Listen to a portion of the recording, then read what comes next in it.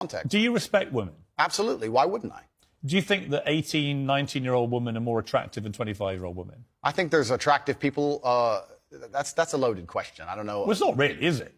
I can't. You know why I'm asking you? Of course I do, but I can't sit here and for say. the benefit of viewers who don't know why I'm asking, you said this. In general, this is also one of the reasons men find youth attractive.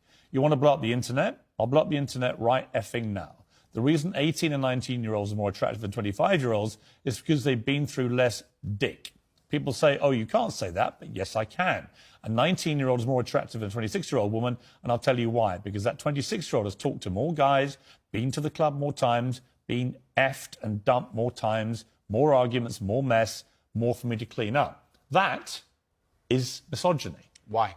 Because you are encouraging a mindset about 25-year-old women that makes them sound out to be infinitely less desirable than 18, 19-year-olds, and having effectively been having too much sex to be taken in a more respectful way. Well, firstly, even if that was the case, that wouldn't be misogyny. Well, what did you mean by what you said? That's not misogyny because it's not anti-women. I'm saying that an 18 or a 19-year-old woman would be more desirable. Pretty anti-25-year-old women. Anti-25-year-old women we can argue, but not misogyny. Well, that's misogyny then, isn't it? No, it's not. Well, being anti any woman at all is misogyny. Not when I'm saying that women are beautiful and attractive at a certain age and saying the age. You're saying 18, 19-year-olds are more attractive than 25. Well, than ageist perhaps, but misogynistic absolutely Is that not. But you just accepted it was misogyny. No, I didn't. You said it was misogyny. I'm telling you, no, it's not. So you don't think if you're saying slightly hateful things about a 25-year-old... That's not slightly hateful. Well, it is.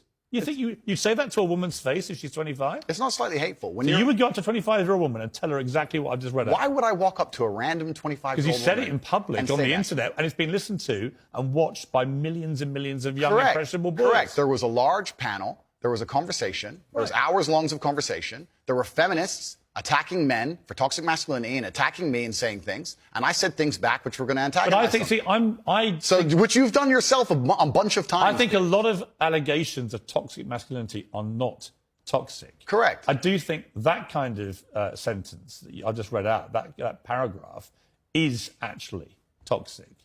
If you genuinely mean that, and you say you wouldn't say it to a woman's face, but you said it in public about women of that age, I do think that's misogynist. And I think you probably do too. I don't think it's misogynistic. I understand why it can be insulting. You wouldn't say it to a woman's face? Well, it depends. You're making out like I'm walking around the street going up to random 25-year-olds. Well, effectively, you're doing it to tens of millions of people online. There's no difference. Not at all. We're discussing a topic. We were discussing the ideal age of a man. Should young boys, right, in their teens, are you comfortable that they would have that mindset? Be honest. I think that young boys in their teens lack life experience. They lack nuance. And they need to be very, very careful what they're digesting online, whether it's my content or anybody else's. Yeah, I think you know for a fact millions of them are digesting exactly what you're saying. Completely. The entire internet, to a degree. I think any subject you can find, there's going to be a whole heap of content. I come back to the Joe Rogan thing, Andrew. Is that a lot of what you say, I agree with. Yeah. Right? I do, genuinely. I've written a lot of stuff you said. A lot of the stuff you talk about, I think, yeah, he's got a good point, right? So we agree about a lot of things. But when I read that kind of thing, I'm like, how much of that is you?